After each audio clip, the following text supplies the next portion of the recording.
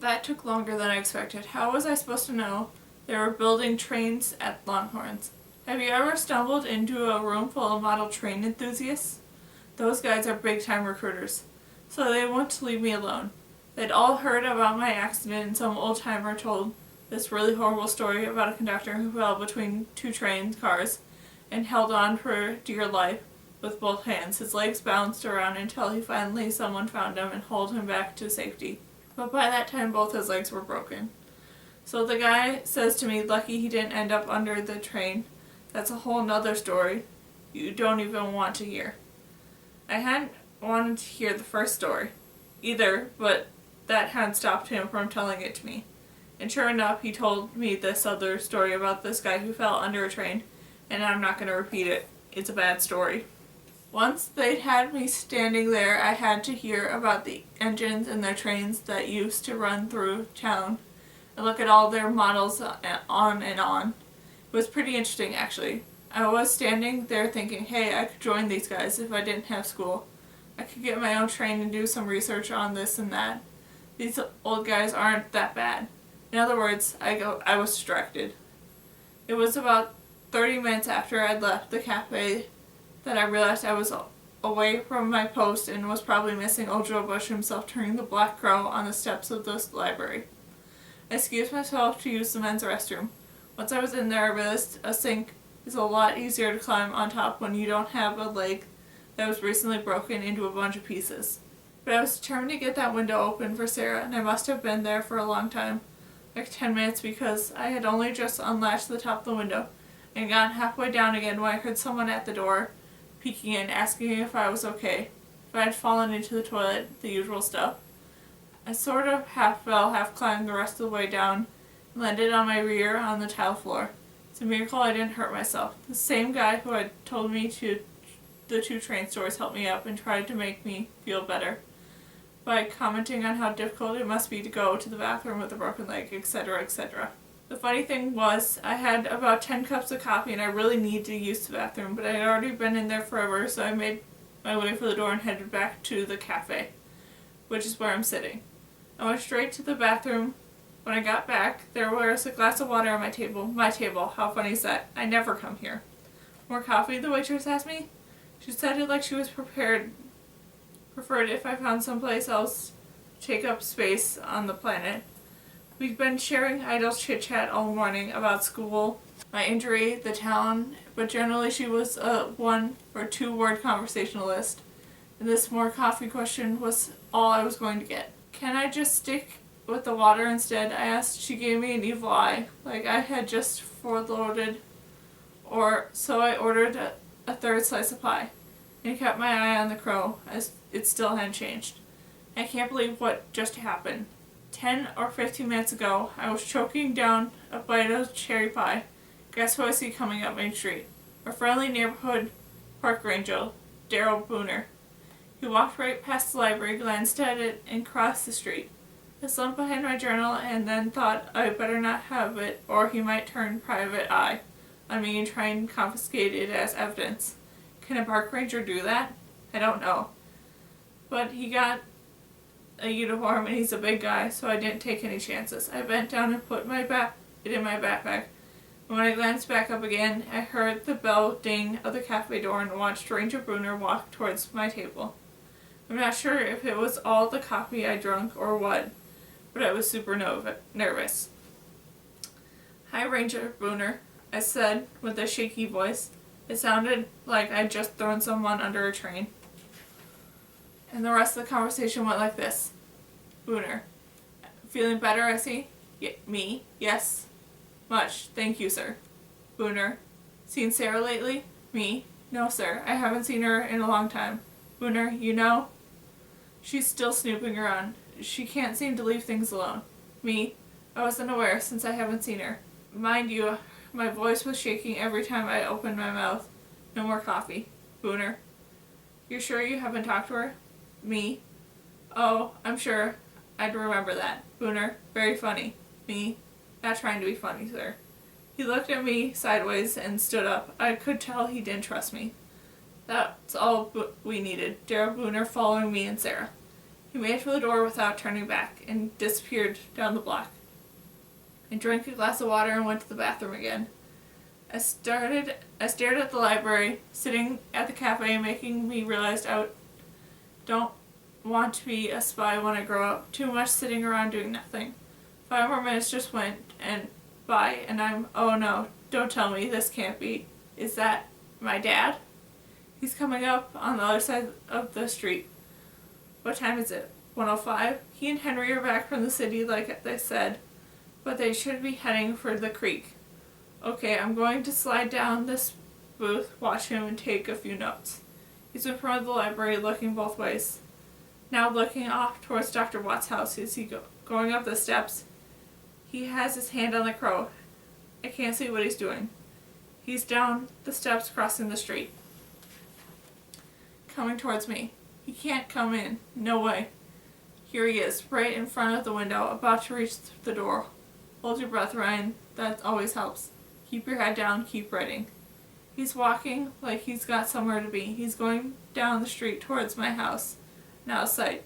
That's way too close. If he saw me watching him, I don't know what I'd do, or what he'd do. I can't see the crow. I should have brought binoculars. Hold on, something else is happening. Okay, the past hour has been a whirlwind, but I'll try and explain fast. I couldn't go back to the cafe, or I'm sure the waitress would have, what's your problem? I can't take that kind of stress right now. So I'm sitting at the station house, not under the station house with the blue rock, but on the step leading up the door that's never unlocked. I wonder what's in there. Scatterbrain. I need someone to slap me so I can calm down. So here's what happened the past hour. I packed up my stuff and left the cafe. I've never walked around our tiny hangout on Bird's Life downtown. So much anxiety. I've never worried about who might be watching me. My dad could be right around the corner. Daryl Booner might be staring at me from behind the window. Gladys Morgan could come out at any moment and point a shotgun at me. And that Dr. Watts guy, he might have his binoculars trained on me, call some thug on his phone, and they'd find me wrapped around a tree on the creek tomorrow morning. I turned down the side street as soon as I was outside the cafe and walked away from the library towards the woods. There are woods all around Skeleton Creek, but the cafe was on the side of the street opposite the big mountains. I glanced up at them and saw the small of the library was on this monstrous shadow. All the books don't add up to a hill that's been against it's one big mountain. I turned down the side of the alley and couldn't stop thinking about the pile of books, like every book that ever printed, and I wonder if all those books would be as big as one mountain. Make a guy wonder about who made mountains and why they were made so big.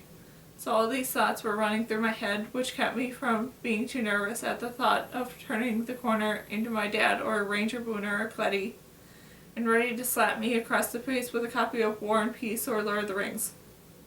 Before I knew it, I was walking past the library, glancing up at the black crow. As my throat tightened, it was a very quick glance, like reading a clock or going back to my homework, but that was all the time I needed to see that my dad had changed the time. A straight shot to Martha's at 10 past the knob. A straight shot at Martha's at 10 past the knob. A straight shot at Martha's at 10 past the knob. I kept repeating these words because I memorized that from the Alchemist diagram of 79.